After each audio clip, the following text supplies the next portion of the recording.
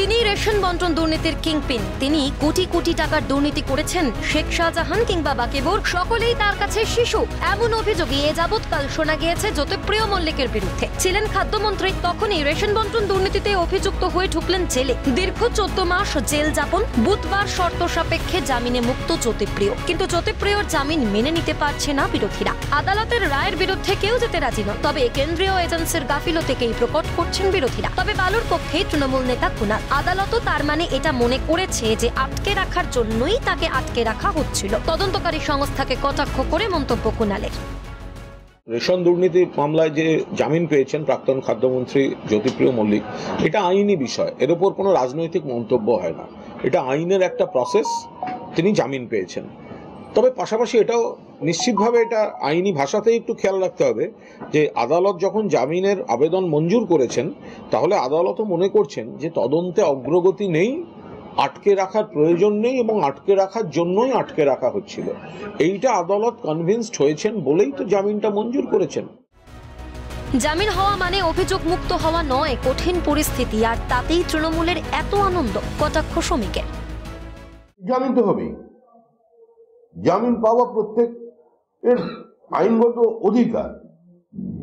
জামিন হওয়া মানে অভিযোগ মুক্ত হয়ে যাওয়া নয়, কঠিন পরিস্থিতি, তাতেই তৃণমূলের এত আনন্দ। ভারতবর্ষের সর্বকালীন সর্ববৃহৎ দুর্নীতির কিংপিন যে তিনি, এটা হয়তো সিবিআই বলছে, কিন্তু কিংপিন হওয়ার যে প্রাথমিক শর্তগুলো থাকে সেটা পূরণ করবার ক্ষমতা একা তার ছিল না।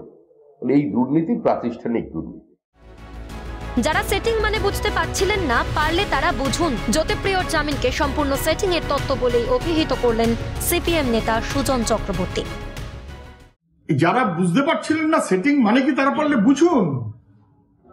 সিবিআই, ইডি, ওদের দিল্লির প্রভুরা যা ওরা বলে দিচ্ছে তাই ইডি সিবিআই করছে, এবং দিল্লির প্রভুরা চায় না মমতা ব্যানার্জির ঘনিষ্ঠরা কেউ অসুবিধার মধ্যে পড়ুক। as simple as this।